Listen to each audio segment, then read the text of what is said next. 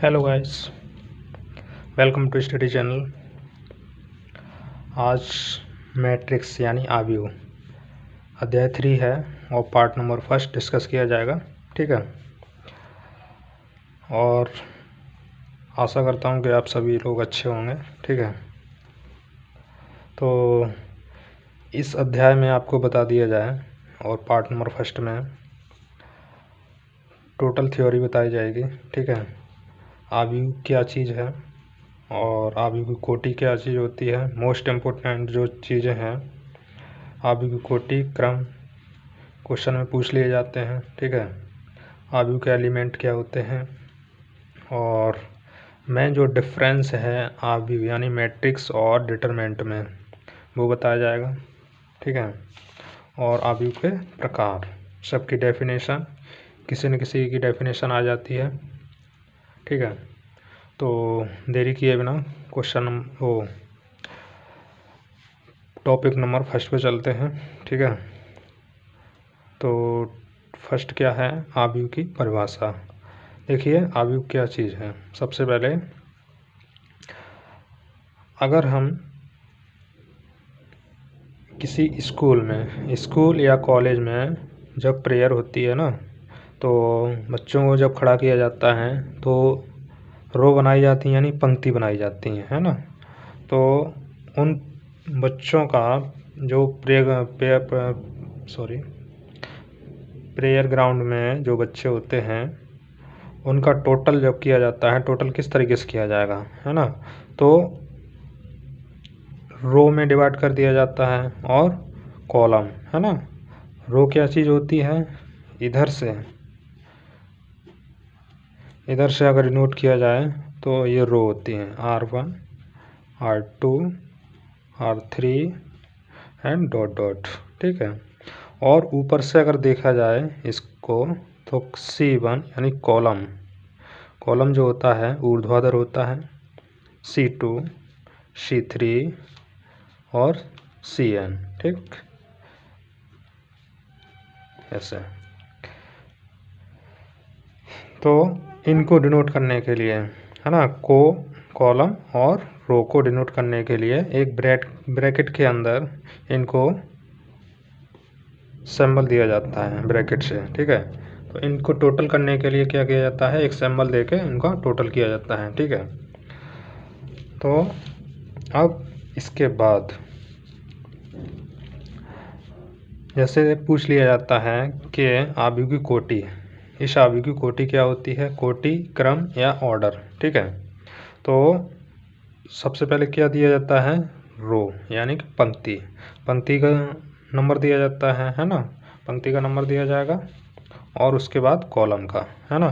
जैसे कि ये ले लिया जाए मैट्रिक्स ऑफ 2 3 1, 3 -2 और 7। ठीक, तो इसको पूछा जाएगा कि इसका क्रम या कोटि या ऑर्डर बताइए। ठीक है, किसी एक नाम से पूछ लिया जाएगा, क्रम या कोटि या ऑर्डर। ठीक है, बताइए। ठीक है, तो इसको कैसे लिखेंगे, 2 × 3 यानी कि ये 2 पंक्ति और 3 कॉलम का आव्यूह है। ठीक, तो पंक्ति का नंबर जो है पहले लिखा जाएगा और कॉलम का बाद में, और बीच में मल्टीपल का चिन्ह लगा दिया जाएगा। ठीक, अब थोड़ा सा कोटि के बारे में जान लेते हैं। आव्यूह का क्रम या कोटि क्या चीज़ होती है ना। तो आव्यूह का क्रम या कोटि क्या होती है, यदि आव्यूह में m पंक्तियां हैं तथा n स्तंभ है। ठीक, कोई भी आव्यूह ले लें जिसमें m पंक्तियां ले ली जाए, पंक्तियों का मतलब रो। ठीक है, और n स्तंभ का मतलब कॉलम है, तो उसे m × n यानी कि m पंक्ति और n स्तंभ, m × n क्रम का आव्यूह कहते हैं। ठीक, अब इसी तरीके से कुछ क्वेश्चन लिए गए हैं जो आपको बताने हैं। ठीक, तो इस आव्यूह को लिया जाता है, क्वेश्चन नंबर 1 है आव्यूह 2 -3 4 7 2 0 -4 और 6 1 4 7 5।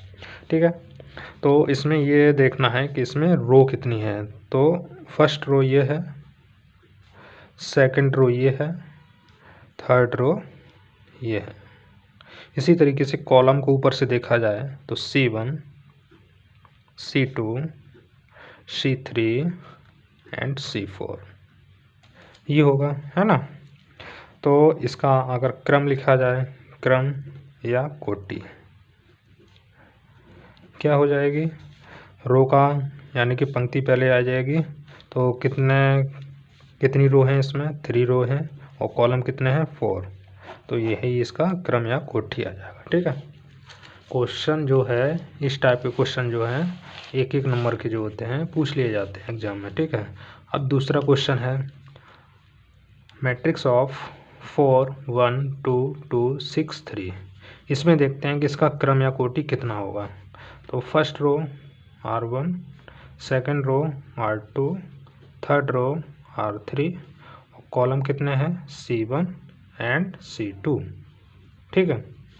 तो इसका क्रम क्या हो जाएगा, क्रम या कोटि अगर पूछ ले जाए, क्रम या कोटि क्या हो जाएगी, पंक्तियों की संख्या कितनी है, 3 है, और कॉलम की संख्या कितनी है, 2। तो यही इसका कोटि हो जाएगा। इसी तरीके से क्वेश्चन नंबर 3 है। क्वेश्चन नंबर 3 क्या है, 3 मैट्रिक्स ऑफ 3 3 3 3 3 3 एंड 3, ठीक है। तो इसमें क्या है कि R1 ये है, R2 ये है, R3 ये है, ठीक, और C1 ये है। ऊपर से कॉलम जो होते हैं ऊर्ध्वाधर होते हैं, C2 एंड C3, ठीक है। अब इसको अगर कोटि या क्रम पूछा जाए इसका, तो क्या हो जाएगा, रो की संख्या यानी कि पंक्तियों की संख्या कितनी है, 3, और कॉलम की संख्या कितनी है, 3, यानी कि ये 3/3 का कोटि का अवयव है, ठीक। अब मेन जो डिफरेंस है अवयव और डिटरमिनेंट में, वो क्या होता है। अवयव में क्या है, पंक्तियां यानी कि रो तथा स्तंभ की संख्या बराबर होना आवश्यक नहीं है। यानी कि पंक्तियों की संख्या यानी रो की संख्या और कॉलम की संख्या, है ना, बराबर हो भी सकती है और नहीं भी हो सकती है, ठीक। और डिटरमिनेंट में क्या होता है, डिटरमिनेंट मतलब सारणिक। सारणिक में हमेशा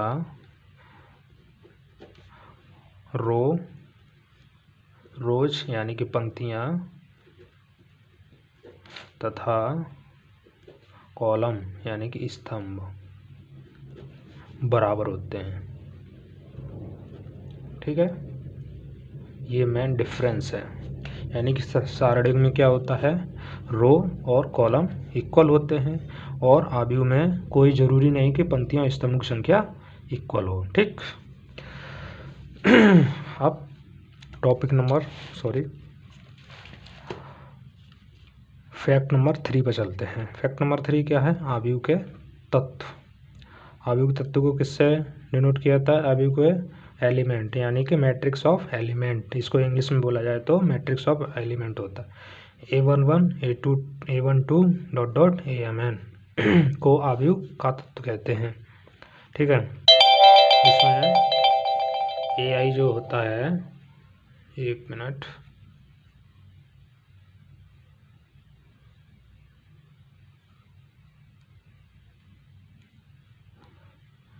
जी,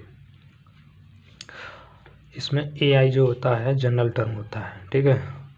AI का मतलब क्या होता है, I डिनोट कर रहा है रो को और J डिनोट करता है कॉलम को, ठीक।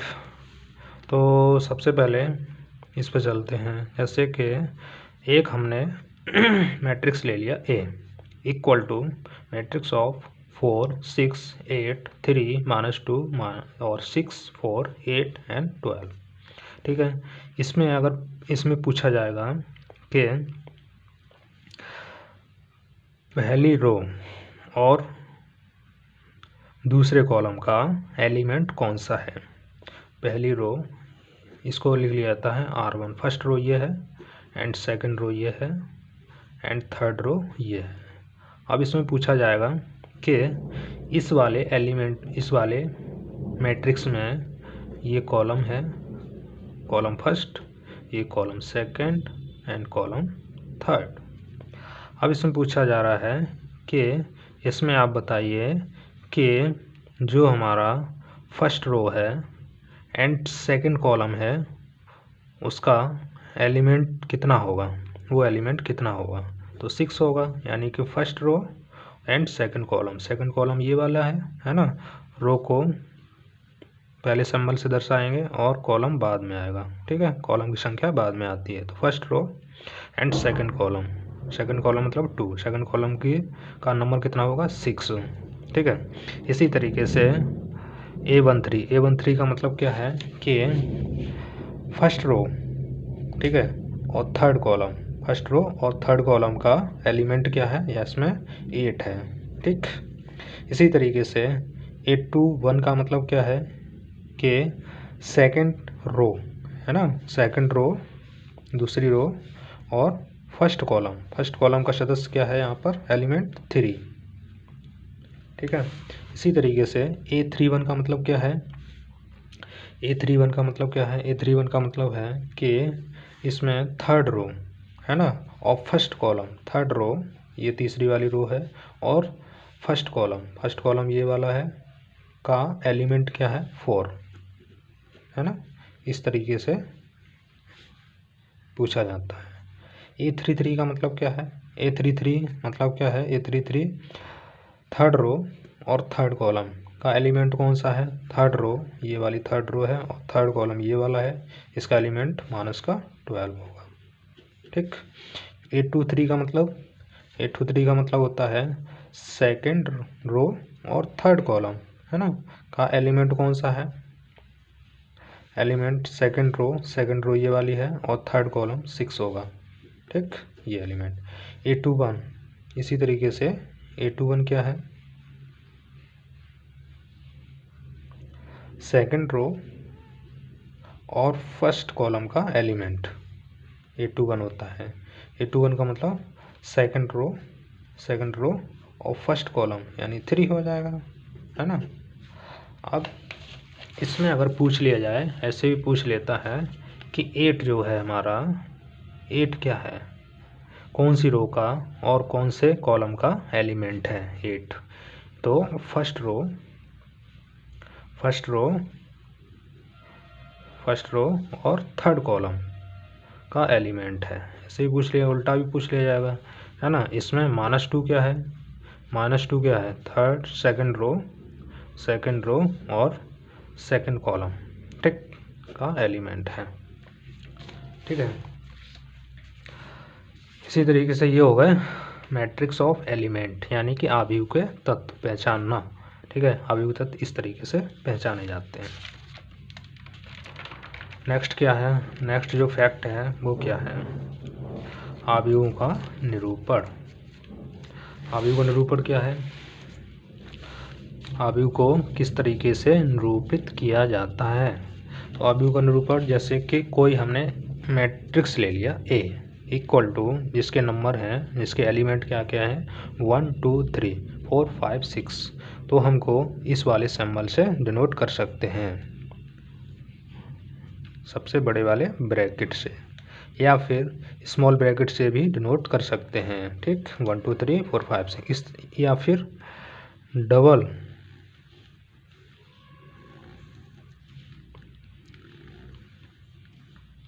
डबल लाइन से भी इसको डिनोट कर सकते हैं। ये मैट्रिक्स के सिंबल हैं, ठीक, किसी एक से डिनोट कर सकते हैं, ठीक। इसी तरीके से नेक्स्ट जो इम्पोर्टेंट फैक्ट है, आव्यूह के प्रकार सबसे इम्पोर्टेंट है।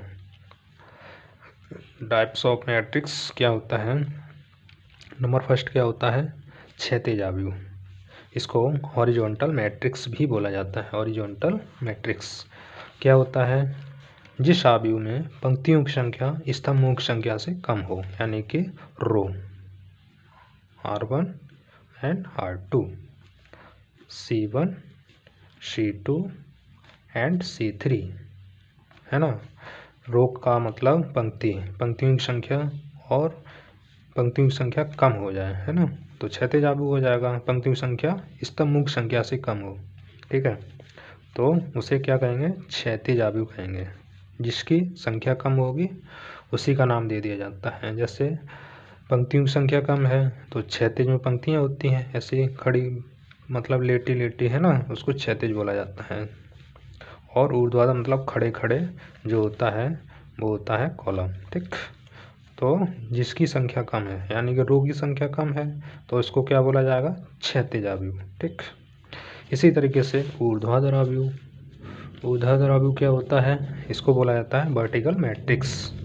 अब ऊर्ध्वाधर आव्यूह में क्या है, ऊर्ध्वाधर में क्या होता है, हमारा होता है जैसे कि मान लिया जाए कोई मैट्रिक्स हमने ले लिया 6 7 8 1 2 एंड 3। ठीक है, अब इसमें क्या है, इसमें R1 R2 और ये R3 है, यानी कि 3 तो रो हैं, 3 तो रो हैं और कॉलम कितने हैं, C1 एंड C2। मतलब क्या है कि इसमें कॉलम की संख्या जो है रो की संख्या से कम है, तो इसको क्या बोलेंगे, ऊर्ध्वाधर आव्यूह बोलेंगे। जिसकी संख्या कम होती है उसको ही उसी का नाम दिया जाता है, तो उसको ऊर्ध्वाधर आव्यूह बोलते हैं। ठीक, इसी तरीके से वर्ग आव्यूह, वर्ग आव्यूह क्या है, जिस आव्यूह में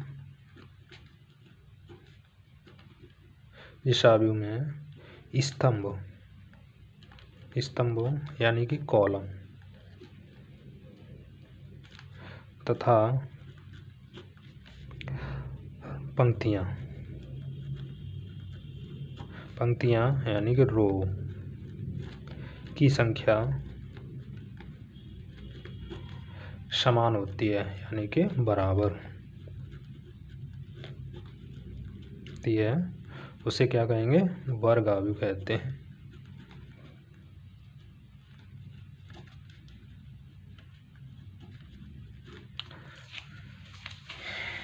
उसे क्या कहते हैं, वर्ग आव्यूह। ठीक है, अब वर्ग आव्यूह को कोई भी एग्जाम्पल ले सकते हैं, जैसे कि जिसमें पंक्तियों की संख्या और स्तंभों की संख्या इक्वल हो जाए, जैसे 1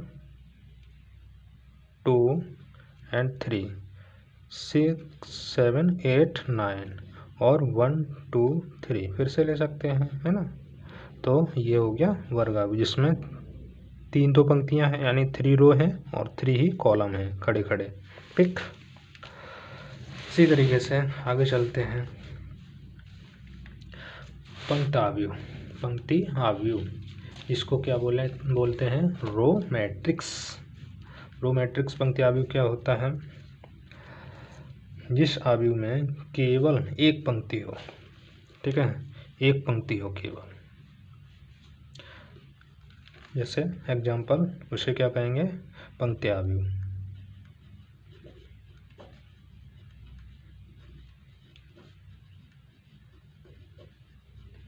उसे पंक्ति आव्यूह कहते हैं। जैसे एग्जाम्पल ले लिया, कॉलम चाहे कितने भी हों लेकिन पंक्ति एक होना चाहिए, जैसे कि A = ले लिया हमने 1 2 एंड 3।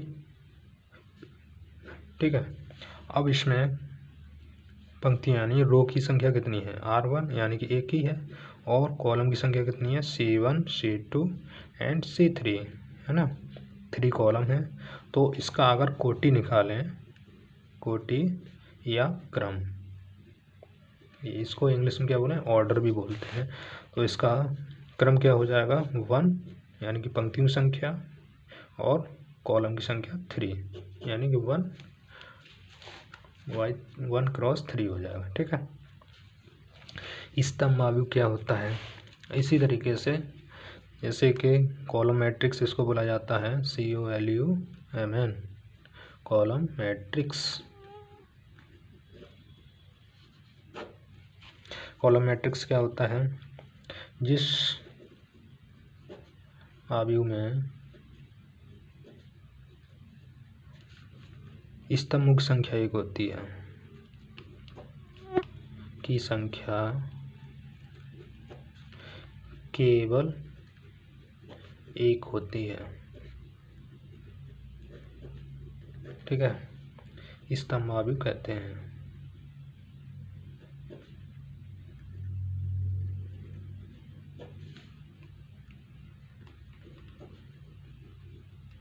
स्तंभावयव कहते हैं। एग्जाम्पल ले लिया जाए जैसे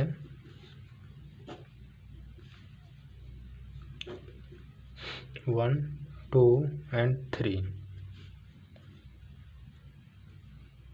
तो इसमें कॉलम कितने हैं? C1 यानी कि एक कॉलम है, और पंक्तियां कितनी है? R3, R2 and R1। मतलब इसका अगर कोटि निकाला जाए, कोटि इक्वल टू कितना हो जाएगा? कॉलम यानी कि रो की संख्या कितनी? पंक्तियों की संख्या 3 है और कॉलम की संख्या 1 है, तो 3 × 1 हो जाएगा। अब आते हैं शून्य आव्यूह पे। शून्य आव्यूह क्या है?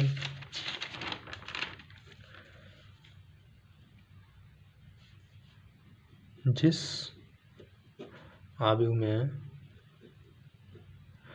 आव्यूह के सभी एलिमेंट यानी कि सभी तत्व यानी एलिमेंट क्या हों? शून्य हों, उसे शून्य आव्यूह या नल मैट्रिक्स कहते हैं। नल मैट्रिक्स कहते हैं, ठीक है। जैसे एग्जाम्पल ले लिया जाए, जैसे 0 0 0 0 0 0 एंड 0 0 0, ठीक है। सभी एलिमेंट 0 हैं, इसलिए इसको शून्य आव्यूह कहते हैं। चाहे कोई भी आपको किसी भी कोटि का आव्यूह हो, ठीक, हमेशा सभी एलिमेंट अगर 0 हैं तो वो शून्य आव्यूह या नल मैट्रिक्स उसे कहा जाएगा, ठीक। नेक्स्ट क्या है?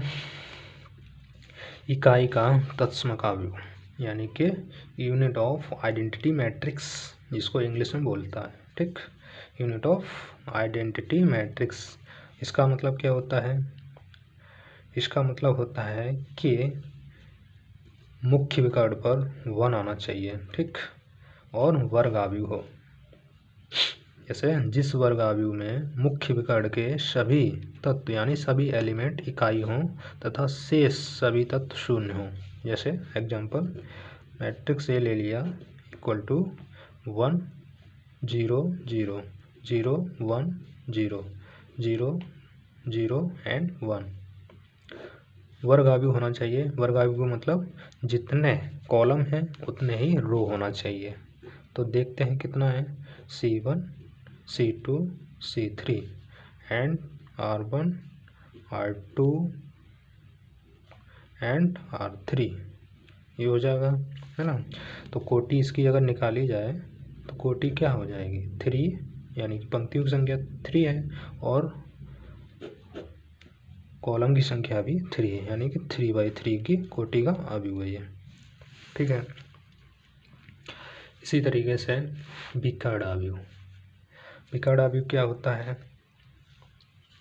यदि किसी वर्ग आव्यूह में मुख्य विकर्ण को छोड़कर शेष सभी आव्यूह शून्य हों, ठीक है। मतलब क्या है? मुख्य विकर्ण पर कोई भी नंबर हो, ठीक है, 0 को छोड़ के कोई भी नंबर हो सकता है, बट शेष सभी शून्य होना चाहिए। शेष एलिमेंट क्या होना चाहिए? शून्य होना चाहिए। जैसे ले लिया हमने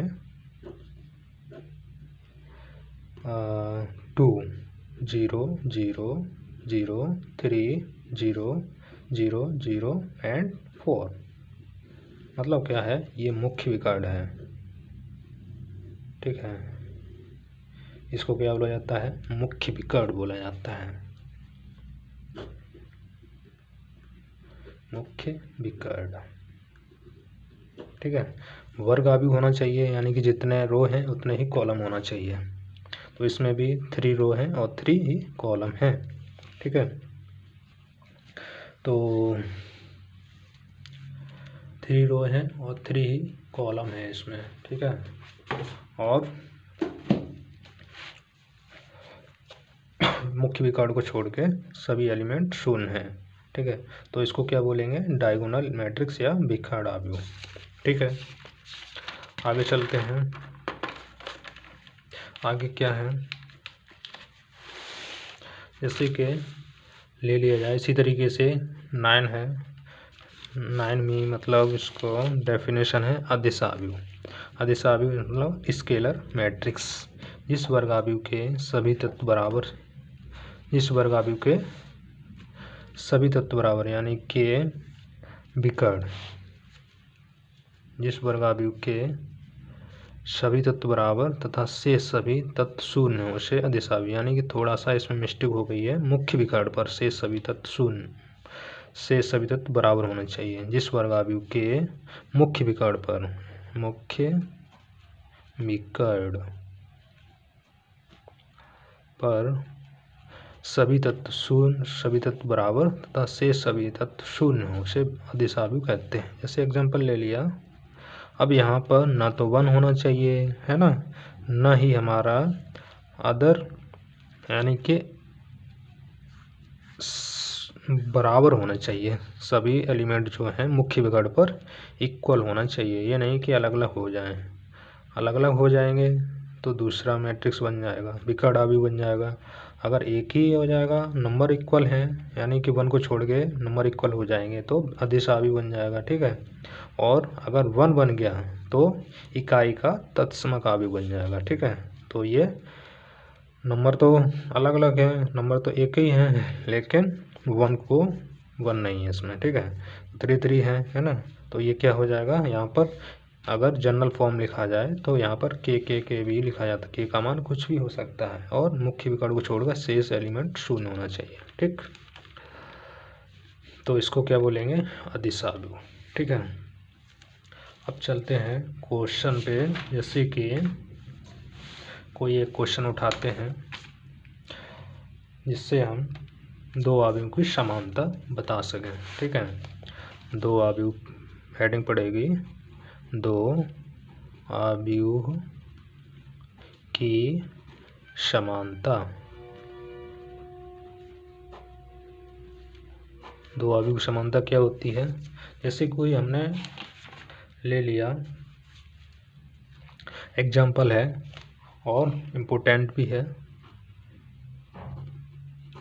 क्या है एग्जाम्पल, मैट्रिक्स है एक्स, कोई मैट्रिक्स ले लिया x+3 z+4 एंड 2y-7, और दूसरा ले लिया -6 a-1 0 और b-3 और -21 एंड 0,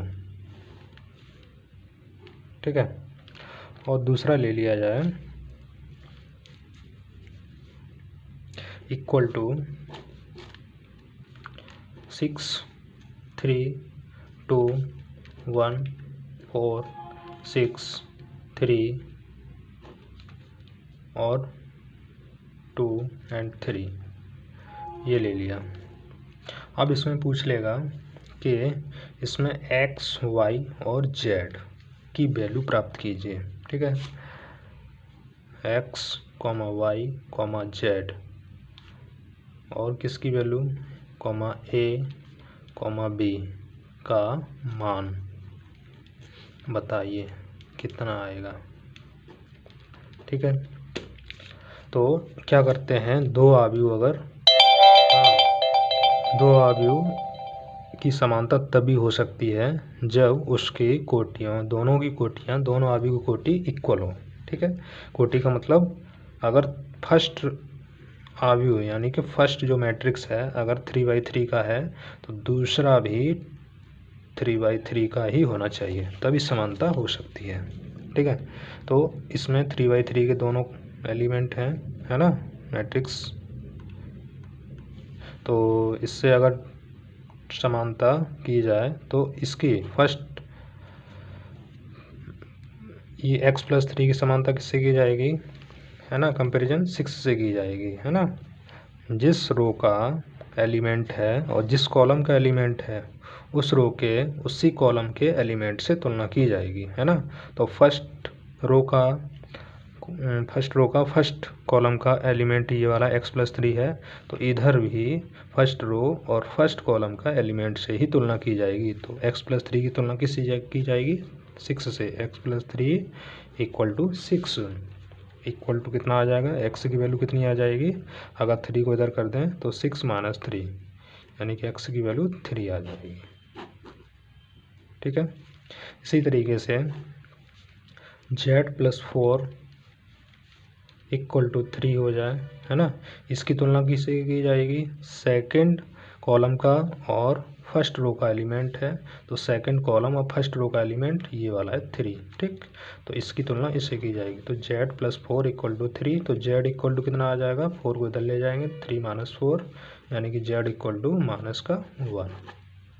ठीक है, अब इसी तरीके से y का मान निकालेंगे, तो 2y - 7 इक्वल टू कितना आ जाएगा?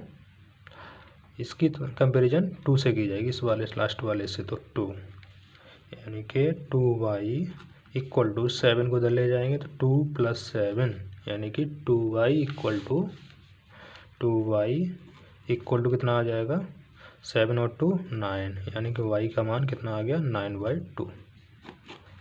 इसी तरीके से अगर a की वैल्यू प्राप्त करना है, तो a की वैल्यू प्राप्त करने के लिए इसकी कंपेरिजन किससे की जाएगी? सेकंड कॉलम और सेकंड रो, है ना, के एलिमेंट से। तो a - 1 इक्वल टू क्या हो जाएगा?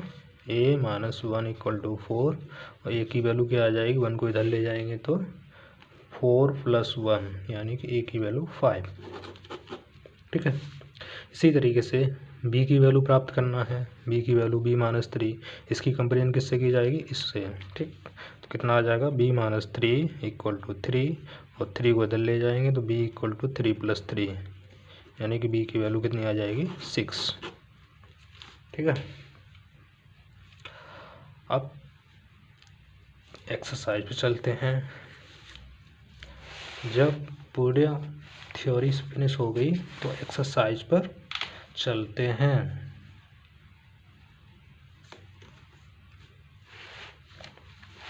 एक्सरसाइज क्या है? एक्सरसाइज है 3A।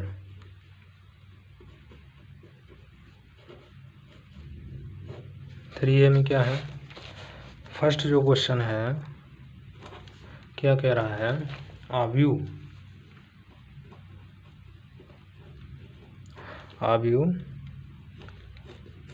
2, 2 and 1 -3, 0 and 4, 4 - 4 and 7, 7, 6 and 5 में क्या है? 4 क्वेश्चन दिए गए हैं। नंबर ए, पंक्तियों की संख्या कितनी होगी? पंक्तियों की संख्या, ठीक है, कितनी आएगी? नंबर बी, कितने स्तंभ हैं?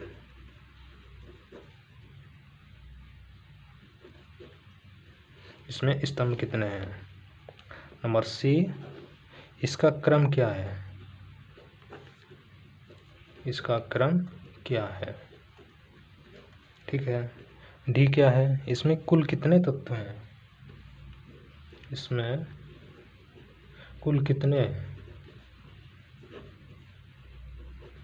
तत्व हैं यानी कि एलिमेंट्स की संख्या कितनी है? तो नंबर ए पर चलते हैं। पंक्तियों की संख्या कितनी है इसमें बताइए? नंबर ऑफ रो, पंक्तियों की संख्या। तो पंक्तियों की संख्या फर्स्ट पंक्ति, सेकेंड एंड थर्ड यानी कि R1, R2 एंड R3 यानी कि पंक्ति संख्या कितनी है? 3। इसी तरीके से बी नंबर है, स्तंभों की संख्या कितनी है? स्तंभों की संख्या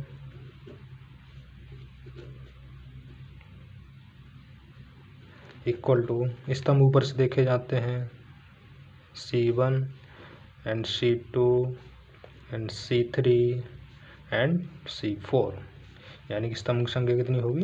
4 होगी। ठीक है, इसका क्रम क्या है? क्रम या कोटि क्रम या कोटि या ऑर्डर भी बोला जाता है इसको, ठीक है। तो कितना हो जाएगा, पंक्तियों की संख्या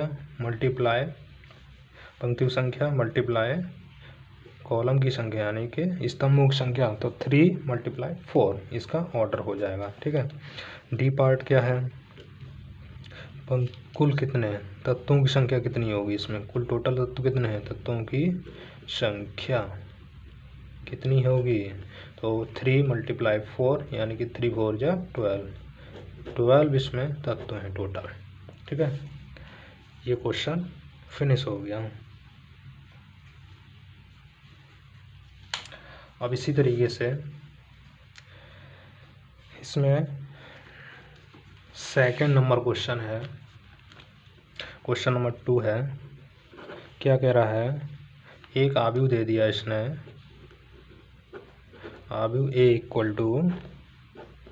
2 35√3 5 - 2 and 1 19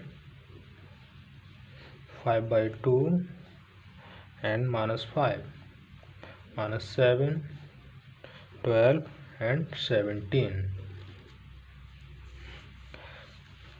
फाइंड आउट क्या करना है, आव्यूह की कोटि निकालना है। आव्यूह की कोटि कितनी होगी बताइए। आव्यूह की कोटि मतलब पंक्तियों की संख्या इसमें कितनी है, 1 2 3 यानी कि 3 पंक्ति हैं। कॉलम कितने हैं, 1 2 3 4 यानी कि 3 × 4 इसकी कोटि हो जाएगी। अवयवों की संख्या कितनी है, नंबर सेकंड, अवयवों की संख्या पूछी है इसने, तो अवयवों की संख्या कितनी हो जाएगी, 3 × 4 यानी कि 12 हो जाएगी, ये तो है ना। नंबर थर्ड में पूछा है इसने, अवयव A13 A21 A33 A24 A23 इन सब की वैल्यू क्या है, ठीक है। A13 की वैल्यू क्या होगी, यानी कि फर्स्ट रो और थर्ड कॉलम। फर्स्ट रो क्या है, फर्स्ट रो तो यही है ना, ये R1 है, ये R2 है और ये R3 है, ये C1 है, ये C2 है, ये C3 है एंड ये C4 है। तो फर्स्ट रो और third column, first row and third column का एलिमेंट क्या है, 19। इसी तरीके से A21 का मतलब क्या है, second row and first column, second row and first column ये है ना, तो इसका मान कितना हो जाएगा, 35। इसी तरीके से A33 third row and third column, third row and third column क्या है, थर्ड रो तो ये है एंड थर्ड कॉलम ये वाला है, तो ये वाला एलिमेंट हो जाएगा -5। इसी तरीके से A24 क्या है, A24 है, A24 मतलब क्या है, सेकंड रो क्या है, ये वाली है, और फोर्थ कॉलम कौन सा होगा, ये वाला। सेकंड रो और फोर्थ कॉलम क्या है, एलिमेंट क्या है, 12। इसी तरीके से A23 की वैल्यू कितनी होगी, A23 का मतलब सेकंड रो है ना, और third column, second row and third column का एलिमेंट क्या है, 5/2। यही इसका आंसर हो जाएगा, ठीक है। तो क्वेश्चन तो अभी तो काफ़ी हैं, आज के लिए बस इतना ही, ठीक है। लेक्चर अगर अच्छा लगा हो तो इस चैनल को ज़्यादा से ज़्यादा शेयर करें, है ना, लेक्चर को भी शेयर करें, ठीक है, और चैनल को सब्सक्राइब करें, ठीक है। आप चैनल को ना सब्सक्राइब कर रहे हैं ना वीडियो को लाइक करते हैं, ये तो बहुत गलत बात है। इतनी मेहनत करते हैं आपके लिए, है ना, तो चैनल को तो सब्सक्राइब कर ही लीजिए, है ना, और लेक्चर को ज़्यादा से ज़्यादा इतना हो सके जितना शेयर कीजिए इसको, ठीक है, और बेल आइकन को ऑल पे क्लिक कर लेना ताकि हमारी आने वाली वीडियो के सभी के नोटिफिकेशन आपको मिल सकें। ठीक है, तो ठीक है, thank you, bye bye, take care.